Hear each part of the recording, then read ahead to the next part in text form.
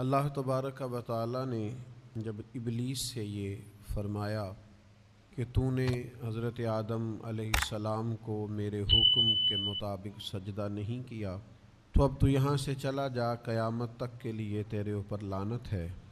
تو شیطان کہنے لگا کہ مجھے مہلت دی جائے، تو اللہ تعالیٰ نے اسے ایک معینہ اور مقررہ وقت تک کے لیے مہلت دے دی۔ تو اس نے کچھ دعوے خود کیے، کہنے لگا کہ میں لوگوں کے رستوں میں بیٹھوں گا، انہیں گمراہ کروں گا، ان کے خلاف چالیں چلوں گا، وسوسہ اندوزیاں کروں گا، اور کس حد تک لوگوں کو گمراہ کروں گا اور کن کن کو گمراہ کروں گا۔ اس نے کہا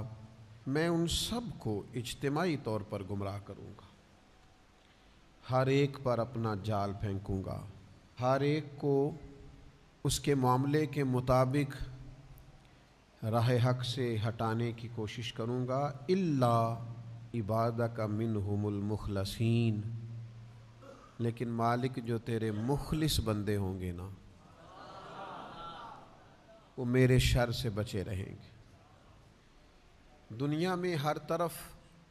شیطانی وساوس پھیل چکے، چاروں جانب فتنے، گمراہ کرنے والی باتیں، گمراہ کرنے والے رستے، ہر طرف منفی باتوں کا زور،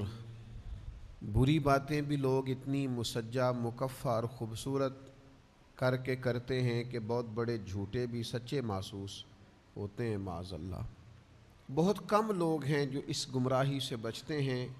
وہ کون ہیں؟ ان کی ایک ہی تعریف قرآن مجید نے بیان کی کہ وہ اللہ کے مخلص بندے ہیں۔ جتنا کسی کے اندر اخلاص ہوتا ہے، جتنا وہ تصنع سے بچتا ہے، جتنا وہ دکھلاوے سے بچتا ہے، جتنا وہ شہرت سے بچتا ہے، جتنا کوئی شخص اپنے اعمال کو چھپا کر اپنی نیکی کو محض اپنے رب کریم کے لیے کرنے کی کوشش کرتا ہے، اتنا ہی زیادہ وہ شیطان کے داؤ سے بچتا ہے۔ آپ جتنا مخلص ہوتے جائیں گے، جتنا خالص ہوتے جائیں گے، جتنا آپ تصنع سے، دکھاوے سے، ریاکاری سے، بناوٹ سے، شہرت سے بچتے جائیں گے،